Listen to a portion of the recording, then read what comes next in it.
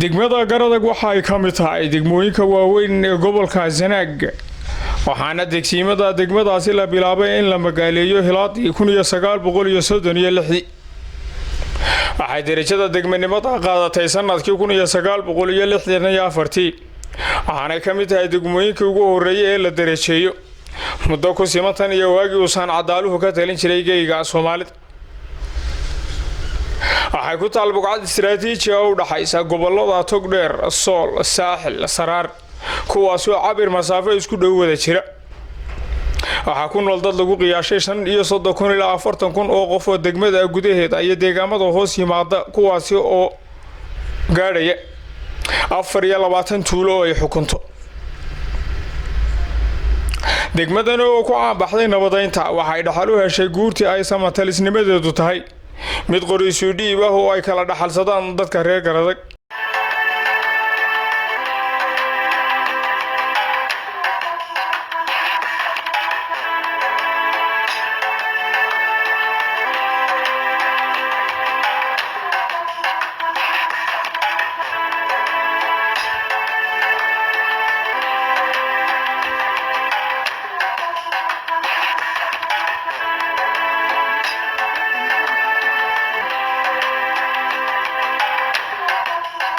degmadani waxa ku yaal geedka caanbaxay ee loo yaqaan goobka nabadda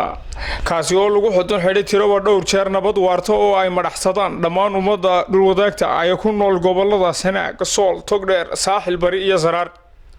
kuwaas oo ilaa iminka ku wada nool nabadeyntii iyo shirarkii gumarada ah ee la isku qaatay goobka nabadda Garadag waa degmo ay taariikhdeedu ku suntan tahay hoyga garta dhaqanka iyo nabadda kuwaas oo aanu idin soo gudbin doono shirar taariikhda galay oo tiraba dhowr jeer lagu xudun xidhay geedka nabadda Garadag kuwaas oo lagu gaadhay talooyin isha laga tuuray oo laga hortegayo colaado ragaadin lahaa bulshada wadaagta deegaamadaasi aynu soo sheegnay waayahay imankana waxa dhinacayga midig taagan Caaqil Daawud oo kamid ah cuqaasha degmada Garadag caaqilku waxa uu kamid yahay ragii xogaalka uu ahaa shirarkaas dhaqan ee faraha badan leh ee guuleystay ee lagu qabtay geedkan waxa uu ka warbixin doonaa bal maraaxilkii kala duwanaa ee shirarkaasi mid walba heerkiisii iyo waqtigiisii iyo waqiicadiisii uu taagnaa caaqil ku soo dhawow telefishinka caalamiga Universal bismillaah alxamdulillaah summa salaatu wa salaamu ala rasuulillah sallallahu alayhi wa sallam waan ku dhawahay haddaan si yar oo kooban ba u soo koobo waqtiga daraadii horta marka ugu horeysa degmadan digitaanka la degay erayaraan aan yar taaliiqiyo waxay ahayd 1935 إلى 36 meelahaas la degay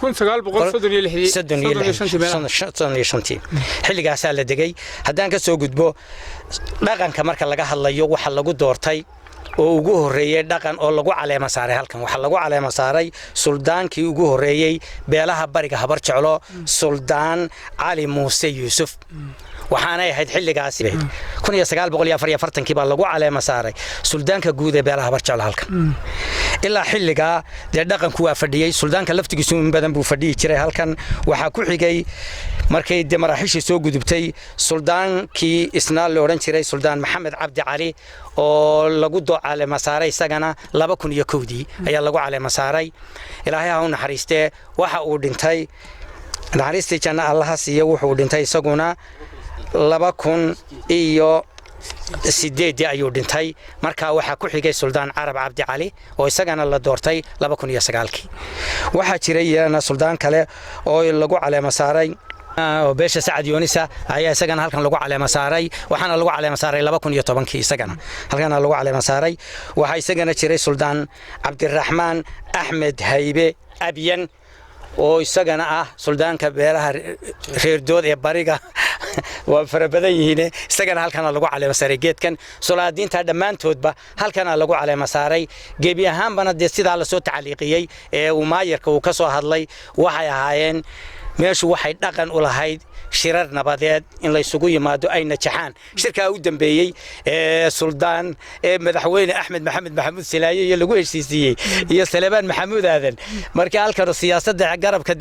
kulmiye ay ahaayeen halkan baa gacanta la isugu saaray waxaana u gudubtay inuu helo madaxweyne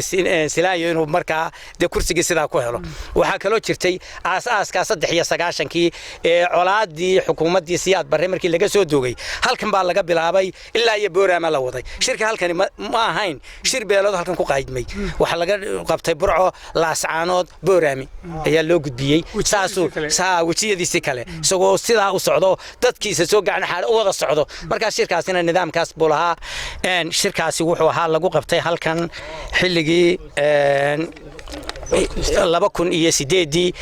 xukuumadii xisbiga kulmiye uu ku qabsaday waxa halkan isugu yimi beelaha galbeedka Sanaag iyo bariga Burco iyo bariga Saaxil ayaa halkan isugu yimi iyaga oo arrinka ku gorfaynaya si ay wax midhadhal uga soo saaraan waxaana meesha ka soo baxay xukuumadii Axmed Maxamed Maxamuud Silaayo si afgarada iyo sharafna way ku dhamaatay wassalaamu calaykum wa rahmatullaahi ta'ala wa barakaatuh way aaqileen su'aasha ugu dambaysan ku weydiinaya waxay tahay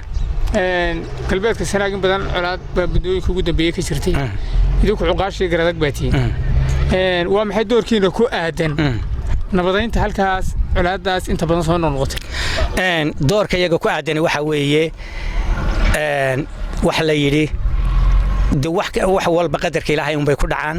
xukunka Ilaahay bay horta arrinkaas ku soconaya laakiin haddaanu nahay dhaqanka degmada gar adag dhammaan ba haday sulaadin iyo cuqaal tahay waxaanu in badan ugu dhawaaqnay inaanu halkan gogol dhigno anagu inaanu tan gogol dhigno waa ku dhawaaqnay ma aha been hase ahaatee Ilaahay ma qadarin waana sugaynaa ee waa rajaynaynaa inay waqti yoom min al-ayaam aan ugu qabanno Ilaahayna nabad aslaxda ka degmada garadag waxay ka mid tahay goobihii xudunta u ahaa ku dhiirashada iyo barbilowgii mashruuca ugu ballaaran ee ka socda carri edeg dhulka ay Soomaalidu degtay oo kan wadada Ceyrigaabe waxaana keentay arrintaasi inay dib ugu soo dhiiradaan dadkii deegaankaasi asarka u lahaa kuwaas oo imika ku howlan barnaamijyo maalgelinoodu ay ku gelisay maalgelintooda hirgelinta wadadan Ceerigaabo oo hindiseheeda lahaa madaxweynihii hore ee Soomaaliland mudane Axmed Maxamed Maxamuud Silaayo maalgelinahaasi durtaba ka ortay deegaankan ee fududeysay dhismaha wadadana waxaa ka mid ah hirgelinta mashruuca dhismaha jaamacadda Gar Adag Leaders University taasi oo degmadaasi ka dhigaysa degmadii ugu horeysay ee gobolada bariga Soomaaliland ay yeelatay jaamacad lagu wado inay aqoonada lagu soo hirto oo noqoto gobolada bariga Soomaaliland iyo guud ahaanba geeska Afrika walow ay degmada garadag taariikh foolaad ku lahayd dhinaca waxbarashada iyadoo lagu xasuusto xilligii dib u curashada nidaamka waxbarashada dalka ee sanadkii 1998 waa markii ugu horeysay ee deegaamada Soomaaliland laga hirgeliyo manhajka waxbarasho waxaana xilligaasi ay noqotay degmada kaliya ee ku wehelisa gobolada Soomaaliland inay ka baxaan arday dhamaysatay sanad dugsiyeedka fasalada 8aad iyadoo xilligaasi loo oran jiray 6 gobol iyo garadag haddaba dhismaha wadadani waxa uu fududayn doonaa caqabadii dhinaca isu socodka bulshooyinka dhaqan iyo dhul iyo nolol wadaagtaba ah ee gobolada Togdheer Saraar Ceerigaabo kaasi oo saamixi doona inay si fudud u gaadhaan dalxiiska dalka u dhashay iyo kuwa ajnabiga ah goobaha dalxiiska ee uu gobolkan ijaadgoon jidkan oo isu jira masaafo lagu qiyaasay 375 kilomitir waxa uu ahaa mid ay dhibaato dhinaca safarka ku qabeen dadka isaga safra goboladaasi iyadoo lagu xasuusto oraha maasijadii caan baxay ee uu ku maansoonay Allah u naxariiste fanaankii weynaa ee caanka ah Faysal Umar Mushtaaq kuwaas oo ay ka mid ahaayeen kadoon baan wax kala garan maayo garada geeyay ku taal iyo ilaa iyo saaka waanu soo soconay Saraari majidkii Siraadba waxaana tilmaamayay jid xumada xilligaasi ka jirta masaafada u dhaxaysa gobolada Togdheer Saraar iyo Sanaag balse imika kugu qaadanaysa saacado kooban oo tirsan iyadoo jawaab loo helay mushkiladihii dhinaca safarka ee wagaasi jiray bal haddaba waa kan gudoomiyaha degmada Garadag Faarax Aadan Ciise oo ka warbixinaya horumarka baaxadda leh iyo baahiyaadka waqtigan ka jira deegaankaasi imikana waxaan ku suganahay xafiiska gudoomiyaha golaha deegaanka ee degmada Garadag Faarax Aadan Ciise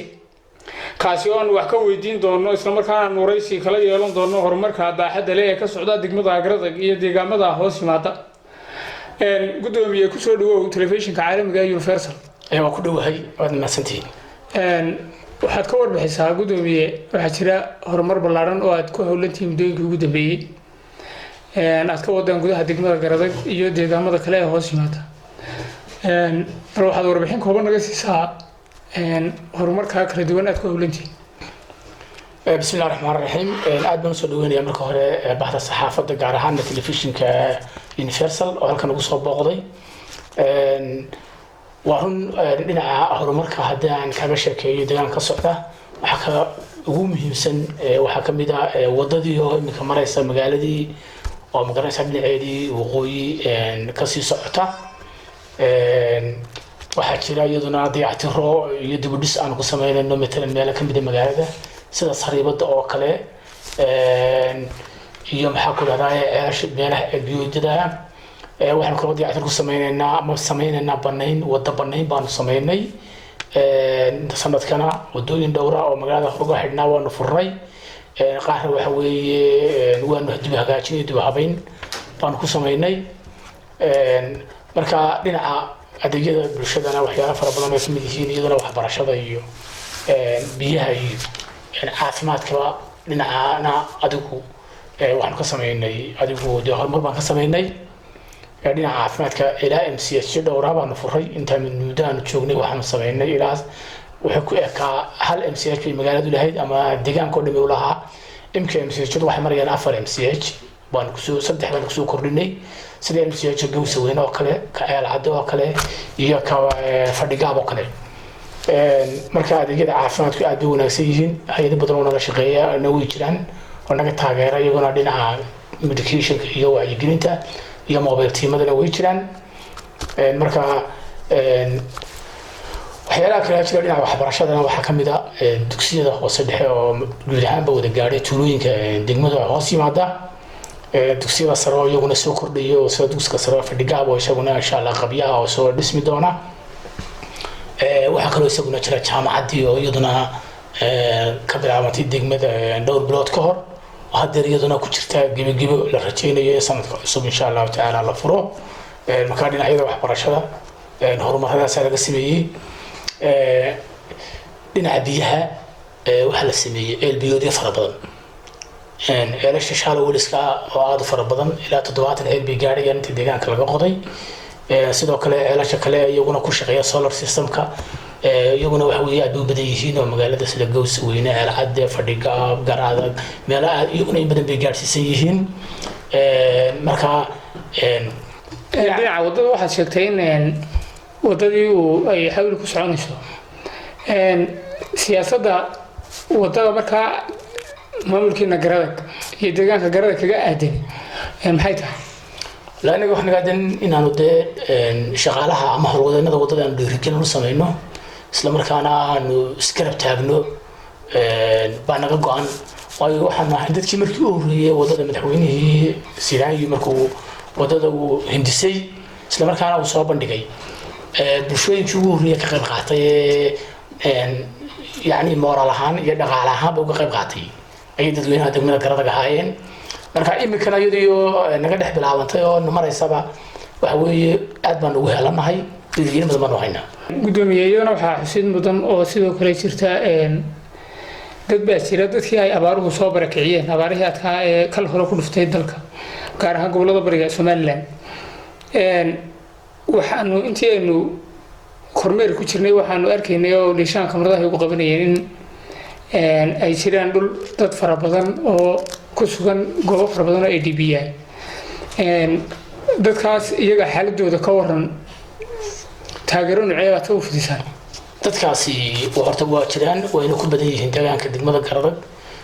waxay ka mid tahay meelihii ugu badnaayay abaartii ay dadka ay saameynta ku yeelatay bay ahaayeen dadka badankoodu waxay ku jiraan kaam ilaa 18 kaam baa ka jira deegaanka oo barakacayaala waxa ugu xoog weyn kaamka Karasharka iyo Fadhigaab iyo mid Garadag dhexdeeda iyo ka Gowsa Weyne iyo mid la yiraahdo isna Teegara la yiraahdo inta kale waa kaam normal ah dadka waxa weeye runtii waa loo dadaalay xukuumaddu markii hore guddiga abaaraha ay jireen si weyn baa wax lagu qabtay waa la dejiyay wax walba la soo gaarsiin jiray xilliga dambe abaaruhu naga jabeen waxaa la shaqeeya hay'adaha caalamiga iyo kuwa maxalliga ah la shaqeeya marka runtii dadkaasi may helin weli wax la yiraahdo ka soo kabasho dib u xooleyn may helin xirfadana lama samayn marka dadkii wax yar u harhadheen xoolaha wax uga hadheen dib bay u noqdeen markii hore dadkii xerooday ee kaamka ku jira waxay ahaayeen ilaa dad 6,000 bay sii gaadhayeen in ka badan imika sida aan u gudbinahay qaxootiga maalmahan baanu sameynay xog ururin ku soo sameynay oo bishii dhawadeena dhaaftay ahayd 4,900 iyo hal qoys baanu tiradii isugu geynay oo dhamaantood ku jira dadka kaamka intaas markaa halkaan baan soo kaamka ma waa kaamka bimid ku jiraan marka dad ilaa 1,000 dheeraad ah dib u noqday oo ka baxay kaamkii barakacayaasha intaasina waxa weeye waa dadka weli u baahan taageerada bini'aadanimo marka idana waxaan codsanaynaa insha Allah taala in dadkaasi xirfadii u badanayd ay lahaayeen waxay ahayd xoolo dhaqashada beero badan dhulkani malaha oo waxa weeye wuxuu leeyahay waa dhul aan ku fiicnayn beerashada laakiin si dhinaca xoolo dhaqsinta ayuu ku fiican yahay marka iyagana waxaan u raadinaynaa ama ka codsanaynaa xukuumadda iyo hay'adaha in loo sameeyo markaa dib u dejin iyo in loo sameeyo dib u xoolayn oo dadkaasi ay restocking wax la yiraahdo ay hore u yaqaaneen in xoolo loo iibiyo dadkaasi doonaya ku noqon xoolahoodii gudoomiye waxaa jirta colaad in badan soo noqotay oo ka jirta deegaamadan galbeedka gobolka Sanaag gaar ahaan deegaanka dariska tiina Elfin idinku waayeel ahaan maamul ahaan shacab ahaan waa maxay doorkeena ku aadan inaad ka qayb qaadataan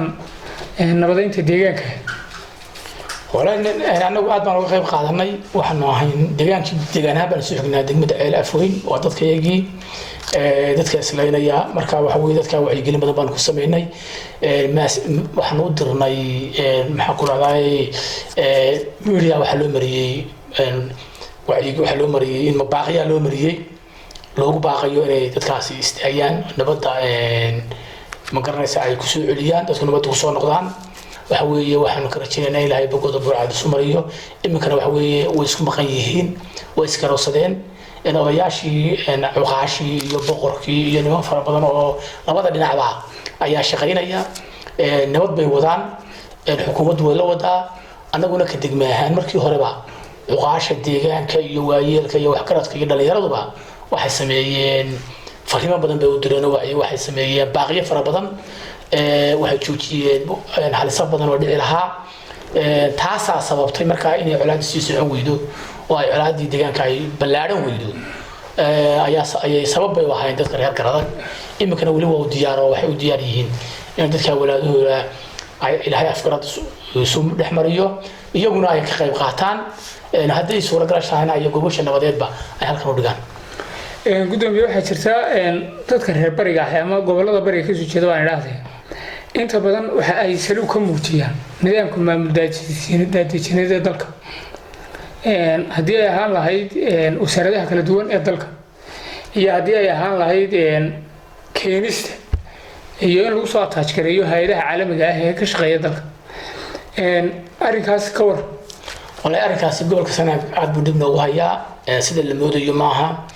xukuumaddu runtii way dadaalaysaa iyadu inta awoodeeda marka laakiin ma garanaysaa si ballaaran oo muglaho meesha sidii milkiga la doonayay runtii looma soo daadejin hadday ahayd adeegyo badan oo bulshada abaa maqan waxaan filayaa inay waxyaalo fara badan ay hortaagan yihiin colaadahan yaryar ee ma garanaysaa localka ahi marka laakiin sida hadda wuxuu jiraan si ka ballaaran baa ay loo baahan yahay in wax looga qabto marka taas waan ku dhiiranaynaa xukuumadda waxaan ugu baaqaynaa in indho badan loo soo yeesho oo wasaaradaha oo dhan ay yimaadaan waliba waxaan jeclaan lahayn in wasiiradu ay aad uga shaqeeyaan gobolka Sanaag oo ay noo maamul daadejinta ay aad nagu soo daadegto mashaariic GPR la keeno dadku waxay isku leeyihiin waa resource colaadda ka jirta deegaanka ugu horeyn waxay ka dhalatay biyo yaraan marka nidaamkii biyo yaraantu weli deegaanka waa ka jiraa deegaankan Garadag iyo Elfin iyo Nugaashan dadku daaq iyo xurmooyin isku laayaan waxay isku laayaan markay arrintu adkaato xaaladdu ay noqoto xilliyada kale ay dhacaan ay biyo yaraan isku laayaan dhibaatada biyo yaraan baa sababtay marka runtii halkaas waxaan aad u aragnaa inay ma garanaysaa aanu baahi weyn u qabno annaga ka maamul ahaan su'aalaha ugu badan in la weydiiyo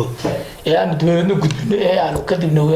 aanu dawladda feedback-goodu nagu habsaamo ay ka mid yihiin su'aalaha dhinaca biyaha marka biyo balaarinta mashaariicda biyo balaarinta aad iyo aad baan u codsanaynaa in ma garanaysaa loo deegaamadan bariga loogu soo loo soo qabso iyo aad baan u codsanaynaa gudoomiye waxaa jirta jaamacad baa dhisaysaa dhismaheeduna sidaynu soo aragnay gebagabu taagan yahay jaamacaddaasi garada waxay ku taallaa meel dhuun ah oo isku xidha 4 gobol oo waaweyn kaalin intee leeg baad ku wadaan inay jaamacaddiinu qaadato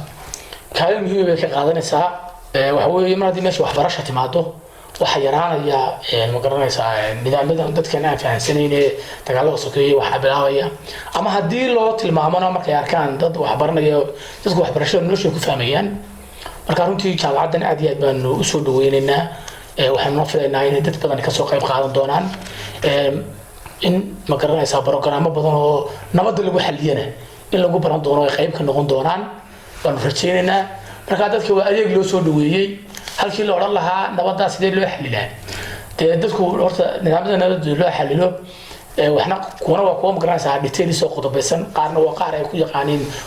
oday dhaqameedku ay ma garanaysaa aad u yaqaan geed fadhiisiga marka arrimaha geed fadhiisigu iyagu ay hore uga jireen deegaanka oo tiran geedkan garadag oo kale uu arrimo badan insha Allah taala inagu tagi doono uu ma garanaysaa soo fikriyay oo arrimaha dhaqanka iyo arrimaha ma garanaysaa bulshada ku saabsan haddana marka cilmi loo helo ee la keeno ma garanaysaa waa arrimihii dib u heshiisiimaha iyo ma garanaysaa xalinta khilaafaadka iyo waxa marka jaamacaddu ay soo saarto waa meelaha jaamacaddu waa marka lagu meelaha ka soo baxaan dadka noocaasi caqabadaha la ogaanaya marka caqabado badan oo aan meesha laga ogeyn baa dadka jira marka runtii jaamacaddaas wax way betar doontaa waan soo dhaweyn in la taageerno ku baaqana fariinteeda aan ka diraya waxa weeye horta marka hore dhinaca nabadgelyada weeyaan nabadgelyada waxaan ku baaqaynaa in nabadgelyada dadku ay ka wada qayb qaataan lana fududeeyo dadkuna ay kala samraan waayo waxa weeye waxa maanta dhacay wixii kasii loogu sii gudbaabaa wax kasii xun bay noqonayaan marka dadkeen walaalaha ee deegaankayga waxaan ugu baaqaynaa inay nabadgelyada ka shaqeeyaan afkaradna sameeyaan samraana dabadeed marka arrinta ma garanaysaa xalinta lagu wada hadeer marka loo gudbo marxaladan wacyigelinta laga yimaado inay dadku u hoggaansamaan baanu rajaynaynaa oo wixii ka soo baxa marka dadku ay gar naqsadaan oo qaadashadaan oo ay marka dadku ay heshiisiin la sameeyo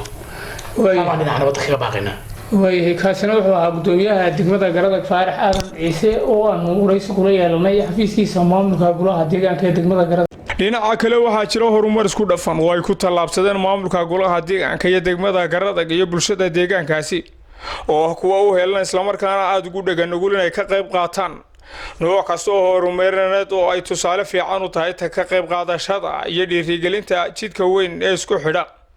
gobolada Togdheer Sanaag iyo kan dhismaha jaamacadda Garadag Leeds University maamulka golaha deegaanka ee degmadaasina waxa ay noo sheegeen in loo baahan yahay in wax laga qabto arrimaha dhinaca caafimaadka waxbarashada iyo helista biyo macaan waxay noo sheegeen aanu jirin xarun caafimaad oo ku filan baahiyaadka dhinaca caafimaadka ee ka jira deegaankaasi maadaama ay adeegyada caafimaad u soo doontaan dhammaan bulshooyinka kala duwan ee ka yimaada gobolada soo gobolka Sanaag bariga gobolka Saaxil oo ay adag tahay inay gaaraan adeegyada caafimaad dhulkaasi oo ah dhul buuraley qorfa deegaanku waxa uu lahaa xarun caafimaad oo xanaana ah taasi oo qabata laba adeeg oo kala adeegista hooyada iyo dhalaanka iyo dadka caadiga ah maadaama ay jirin dhakhtar caafimaad oo bixiya adeegyo ku filan bulshooyinka isaga kala yimaada goboladaasi baaxad waxaana loo baahan yahay in ballaarin lagu sameeyo xaruntan caafimaad ee xanaanada ah ama la dhiso dhakhtar gaar ah oo noqoto goob caafimaad oo qabata adeegyo ku filan bulshada isaga kala timaado dhulkaasi baaxad leh aan gaadhi karin gobolada galbeedka dalka